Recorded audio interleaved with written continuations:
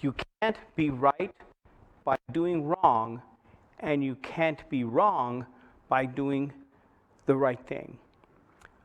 We're going to pick up this theme in the morning service from John 7, chapter 7, verses 14 through 24, as we're asked to reflect on what we should be doing.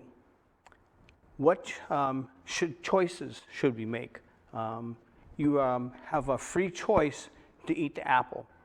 It shouldn't taste very bad with just food coloring. Oh, wow. She got a Cadillac apple. Oh, okay. But what should we do? What should we choose? Woe to you, Matthew 23:16. Woe to you, scribes and Pharisees, hypocrites, because you shut the kingdom of heaven in front of people, for you do not enter it yourselves, nor do you allow those who are entering to go in. We'll pick up this theme in the morning service, and Daniel will now come up for the morning scripture reading.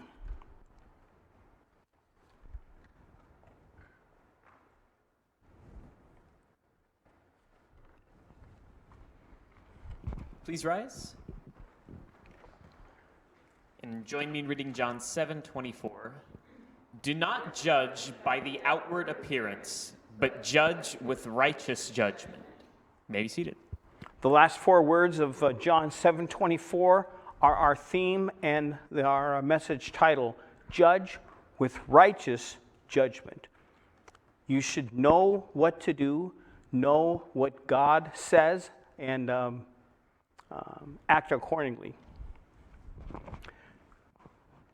For most homeowners in a hot housing market, the value of their property tends to rise dramatically, but not for a woman named Carlette Duffy. Her home seemed to not rise in value after all, and Duffy couldn't find a satisfactory explanation. That is, until the answer to that question was too obvious to ignore.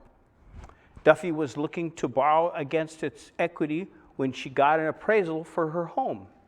She was surprised when the appraised value, there's houses this cheap in America, was appraised amount at $125,000 for a freestanding house, which seems low compared to the findings she has seen anecdotally to friends or family. So she had another appraisal done, and the second came out to only $110,000, just $10,000 more than when she'd bought the house 4 years earlier. Nagged by her suspicions that the lowball offers was because she was an African American, Duffy again got a third appraisal, but this time she took pains to not reveal her racial identity because she responded by email and asked a friend's white husband to stand in during the appraisal's visit to the home. She removed all the pictures of her family, any photographs. She left artwork hanging up, but she removed all the pictures of the family from her home. That appraisal came back at $259,000, more than double the original amount. The representative who contacted the second appraisal claimed that his work was driven by only relevant data. But according to Andrew Perry, a researcher who studies housing discrimination, that explanation fails to account for the history of institutional racism in the entire state. Perry said, quote, "It's almost when people see black neighborhoods, I think they see twice as much crime than there actually is. They see worse education than there actually is. I think that's what's happening when appraisers, lenders, real estate agents see blackness. They devalue the accent. They devalue the property, unquote. Duffy has since teamed up with the Fair Housing Center of Central Indiana, it's Indiana, to file a complaint with the U.S. Department of Housing and Urban Development. We dishonor the image of God when we are unwilling to treat people of other racial groups equally. We are all God's creative masterpieces, and we should be treated as such.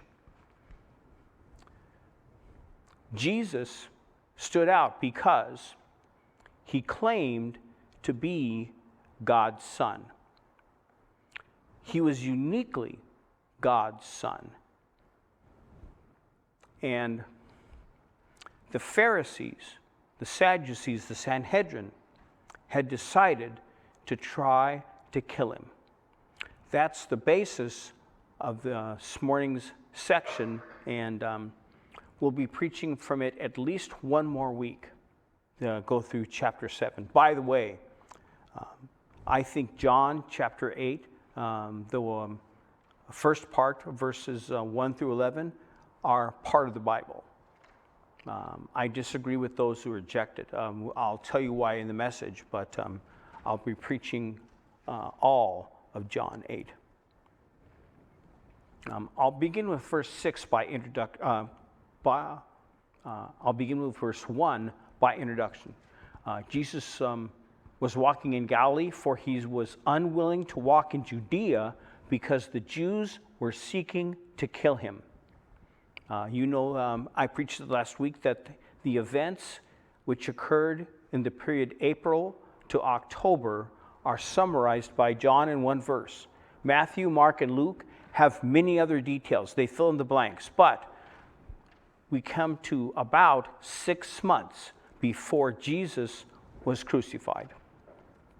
But when it was now the middle of the feast, I'm picking up in verse 14, Jesus went up into the temple area and began to teach. He arrived late to the Feast of Tabernacles. The Jews then were astonished, saying, quote, "How has this man become learned, not having become educated?" All of a sudden, Jesus appears. He makes himself known in the Feast of Tabernacles and appeared in the temple area. I think he appeared in the court of the Gentiles. That was the lower right section you can see here. The feast, which lasted fully a week, was already half over. His time to give himself in death for the nation and for the world was not yet here. He would die as a Passover lamb the next Passover season.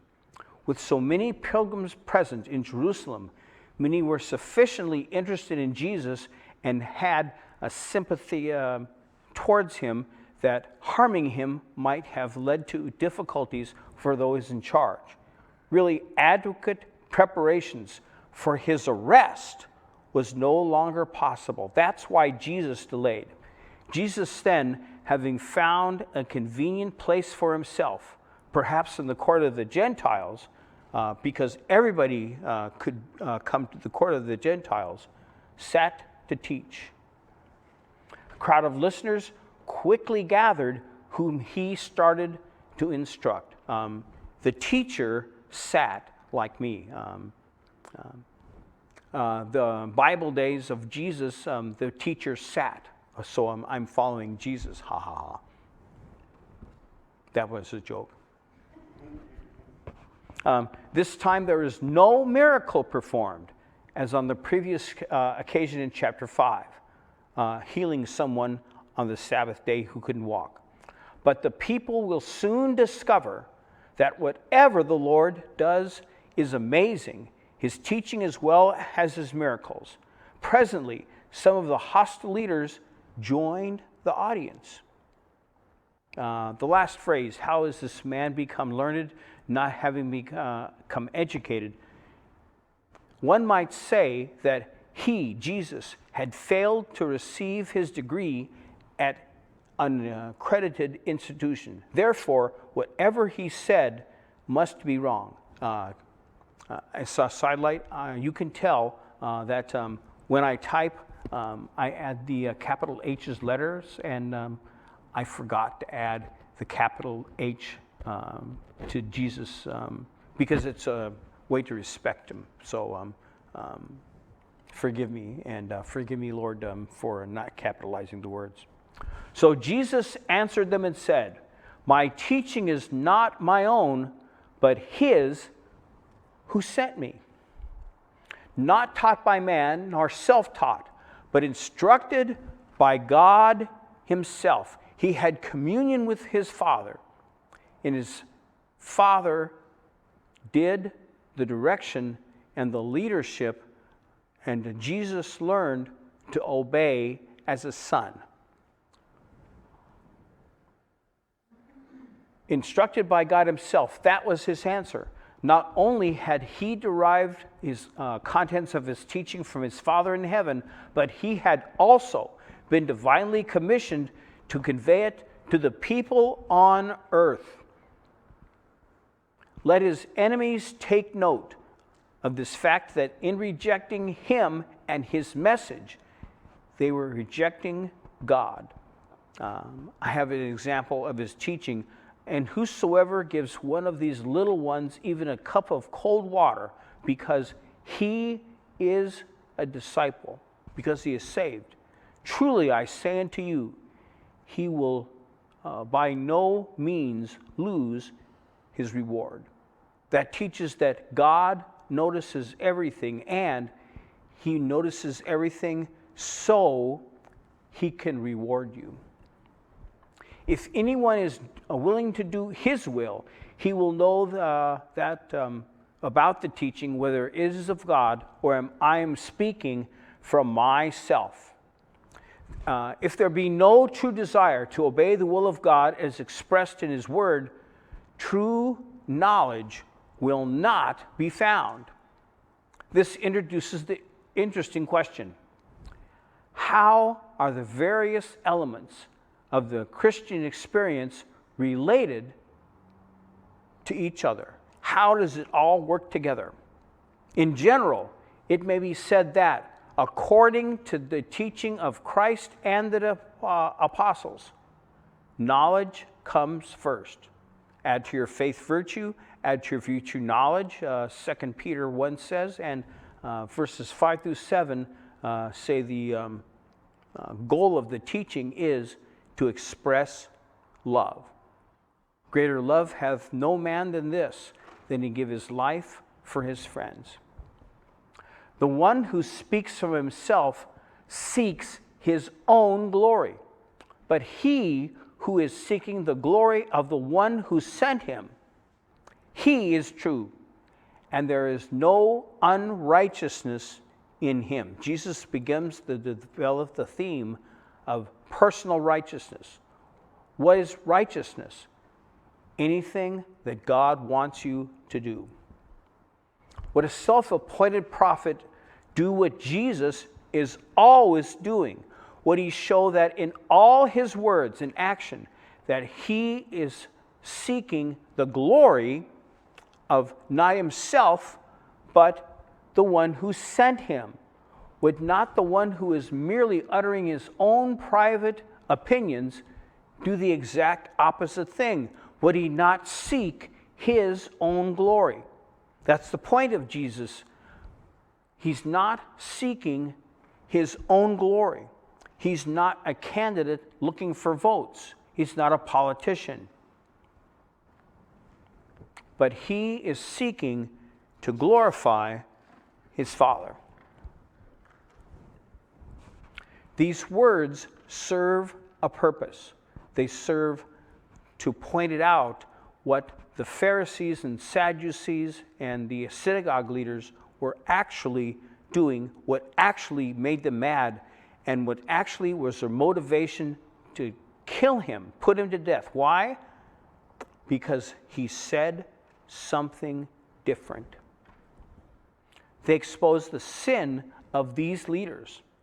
They were the very people who were always seeking to promote their own glory, even to such an extent that 6 months after the Feast of Tabernacles, their envy of him caused them to deliver up Jesus to be crucified.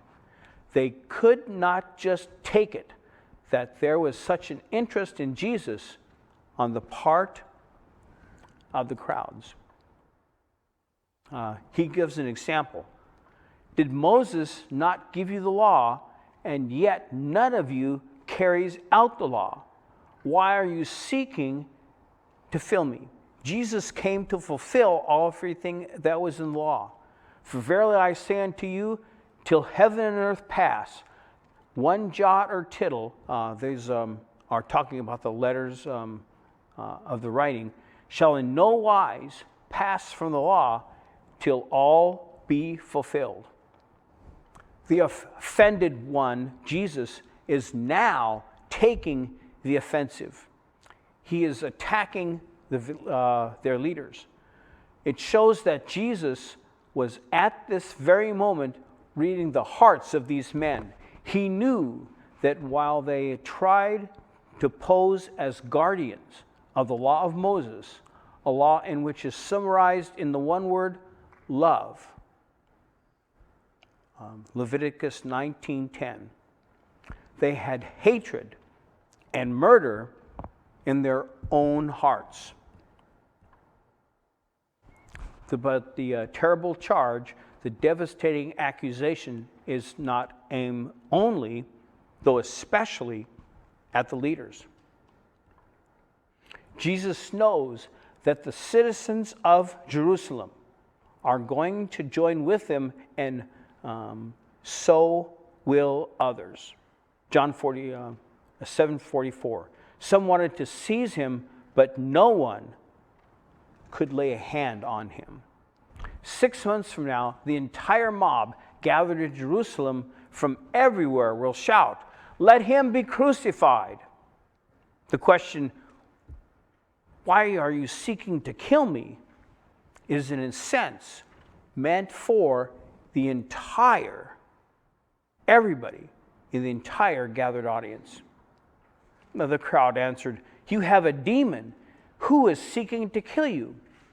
They very cleverly lay their plans. Their plot eventually succeeds. The people in general never realize what has happened. If the intended victim of the leader's envy would ever have told them in plain language, "These leaders are plotting my ruin," they would have replied, "Man, you have a demon or at least a persecution complex. Nobody is trying to harm you in any way." They don't like Jesus because they saw him as the great divider. He had the authority of God. He had a pure character. He was on a mission to glorify the Father, and he taught like no one else taught in doctrine, and he fulfilled Bible prophecy. Jesus answered them, "I did one deed, and you are all astonished." To be sure, Jesus had performed other deeds of healing in Jerusalem, John 2:23, 4:45, but this one deed, we're still talking about the miracle just outside by the pool of Bethesda, the cure of the paralytic in John 5:1-18, performed on the Sabbath. And anything that they didn't say goes on the Sabbath day, that's what made them angry. Had been the many occasion for the plot against his life. The miracle itself, but especially the circumstances, aka it was on the Sabbath, had caused generally amazement. He gives a Bible reason. For Moses has given you circumcision, not that is from Moses, but from the fathers. And even on a Sabbath, you circumcise a man. They were told there at least was one exception to traveling, working on the Sabbath. Though this practice became an ordinance for Israel by virtue of its inclusion in the Mosaic legislation, yet it was practiced long before Moses. Abraham practiced circumcision. Why? Because it was the sign of the covenant. It was the sign that Israel was special because God wanted this act done. He wanted the act done on the 8th day after a male child will be born. And again, it was started by Abraham. He was codified by Moses, but it was long before Moses lived. The Jews, in their zeal for the law of Moses, were prone to forget that certain important religious practices were in vogue long before its time. Now, according to the law which governed this religious rite, a male child had to be circumcised on the 8th day after its birth. The point Jesus stresses is this: even if that 8th day happens to be on a Sabbath, all bets are off. The child is circumcised. The parents were told you couldn't walk very far. The priest was told he couldn't walk very far, but the child had to be presented. It was best if he was presented at the temple, but he could be presented at a synagogue or something. But however long the priest or the parents and the family members had to walk was okay. So they were already exceptions to Sabbath breaking. If a man receives circumcision on a Sabbath so that the law of Moses will not be broken, are you angry at me because I made an entire man well on the Sabbath? If ceremonial cleansing of one part of the body is permitted on the Sabbath, then would actually healing of the entire body, yes, of the entire man, body and soul, because we think the man trusted Christ as a result, be forgiven on the Sabbath, giving the people righteous cause for anger against the healer. Because Mark 2:27 says, the Sabbath was made for man. It was supposed to be beneficial for people and not man for the Sabbath. The argument, of course, is unanswerable. The Sabbath was made for man, not man for the Sabbath. The whole point is this: do not judge by the outward appearance, but judge with righteous judgment. What the people, both the leaders and the rest, should do is this: they should calmly reflect on these matters. They should calmly reflect on the truth. Wasn't Jesus right to heal a man on the Sabbath day? They should cease from being so rash in their judgment. Jesus says, stop judging superficially, which is literally according to appearance, but render just judgment. Compare the somewhat similar thought so beautifully expressed in 1 Samuel 16:7. Man looks at the outward appearance, but the Lord looks on the heart. For us, we're concerned by the negative reaction to a sudden appearance by, first, the leaders. already filled with anger against him because of the happenings at the pool of Bethesda. Their hostility increases in bitterness when they notice that he not only confirmed his earlier exalted claims, but also exposes their inconsistent reasoning about the Sabbath, aka you could travel to circumcise a child, all bets are off, you could travel any distance required. But you're saying, in contrast to that, that you couldn't heal a person, body and soul, on the Sabbath day. And that within the crowd, there is considerable sentiment in his favor. Hence, they make an abortive attempt to arrest him. He speaks against some of the citizens of Jerusalem. These reject him because, quote unquote, they know where he comes from, unquote. The citizens of Capernaum around the region of the Sea of Galilee didn't think he was anything special. Why? He didn't take time, many years. I spent 9 years in seminary and college. It would be at least that amount of time if I took training in Jesus' day to be a rabbi. Why? You couldn't be a rabbi until you were recognized to be 30 years old.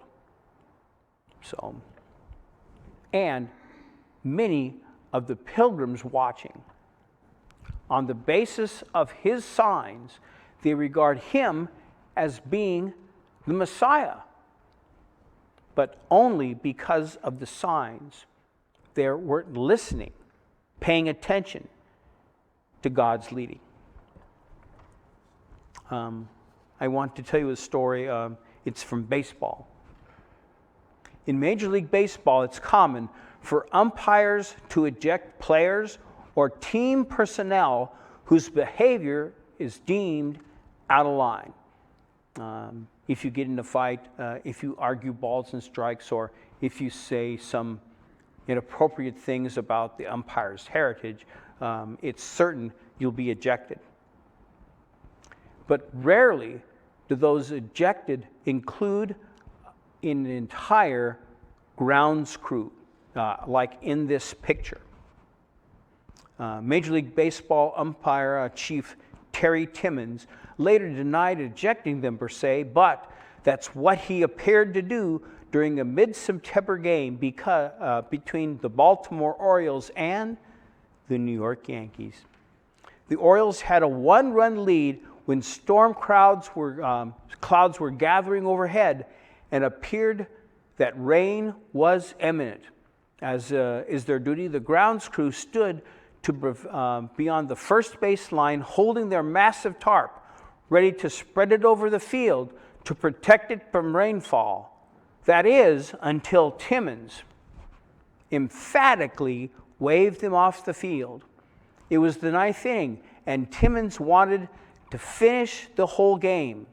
After the game, Timmons texted the Associated Press, quote, "I didn't eject the grounds crew.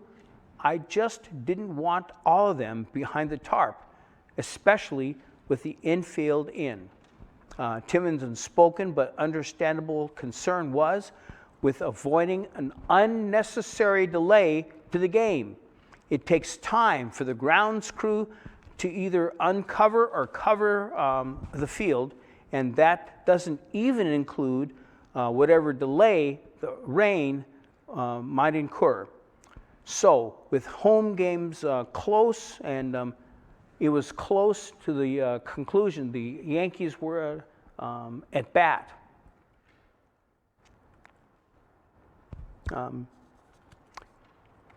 Timmons' desire echoed many of American workers of a long day at work. It was 10 o'clock in the evening. He just wanted to go home. After a few minutes, you know I'm telling the story. After a few minutes, the grounds crew was ushered away.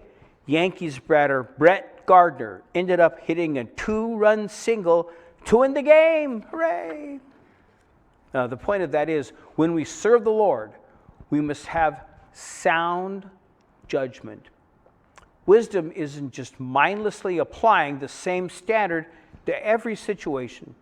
With the bottom of the ninth, with the top of the ninth approaching, let's just finish the game.